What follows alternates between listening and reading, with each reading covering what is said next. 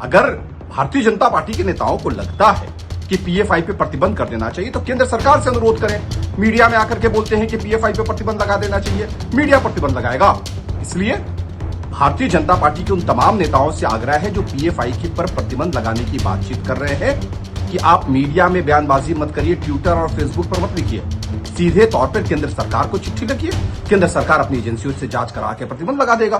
देख रहे news for nation और मैं हूं सांत्वना आपके साथ। बिहार में हम पार्टी बीजेपी पर हमलावर होती हुई नजर आई है और इस बार हमला पीएफआई पर प्रतिबंध लगाने को लेकर है। आपको बताएं कि हम के प्रवक्ता दानिश रिजवान ने अपना बयान जारी करते हुए बीजेपी पर हमला बोला है और एक सवाल पूछा है कि जब केंद्र में बीजेपी की सरकार है, राज्यसभा विधानसभा हर तरफ बीजेपी को ही बहुमत हासिल है, अधिकांश राज्यों में बीजेपी की सरकार है, तो बीजेपी आखिर किससे ये डिमांड कर रही है कि पीएफआई जैसे संगठन पर प्रतिबंध लगा देना चाहिए। दानिश रिजवान ने आगे यह भी कहा कि बीजेपी मीडिया में आकर और साथ ही साथ सोशल मीडिया हैंडल्स के जरिए, ट्विटर, फेसबुक और व्हाट्सएप के जरिए ये मैसेज फैलाने की कोशिश कर रही है, ये बातें कहती हुई नजर आ रही है कि पीएफआई संगठन पर प्रतिबंध लगा देना चाहिए, ये सुरक्षित नहीं है, इस पर रोक लगा देनी चाहिए।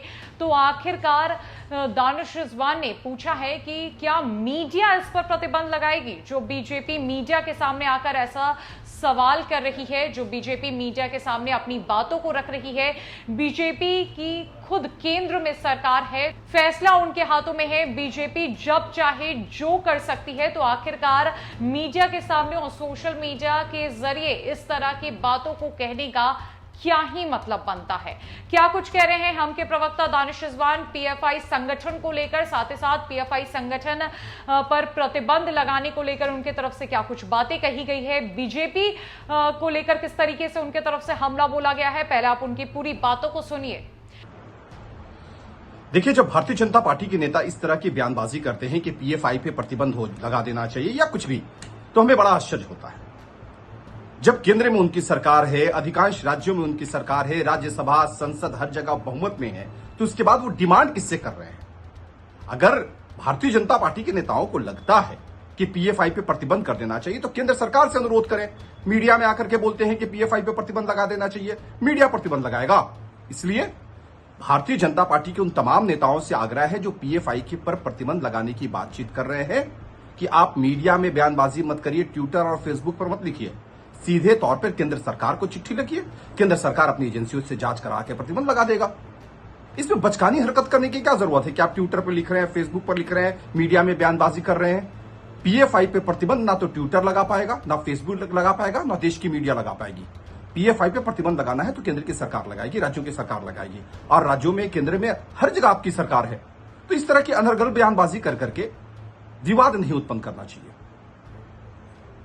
तो जैसा कि आपने दानिश रिजवान की बातों को सुना, आपको बताएं कि बीते दिनों पटना के फुलवारी शरीफ क्षेत्र से 2 लोगों की गिरफ्तारी की गई थी जो पीएफआई संगठन के सदस्य के रूप में सामने आए थे। साथ ही साथ इस पूरे मामले में कुल 4 गिरफ्तारी प्रशासन के द्वारा अलग अलग जगहों से की गई।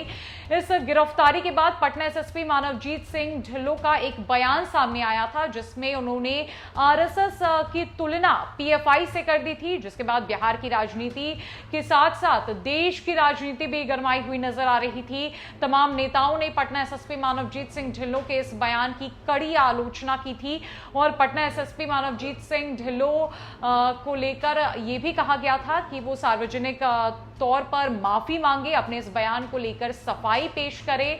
पटना एसएसपी के इस बयान के बाद और भी गिरफ्तारी इस मामले में हुई, यानी कि कुल 4 गिरफ्तारी इस मामले में हुई। लगातार पीएफआई संगठन को असुरक्षित बताया जा रहा है।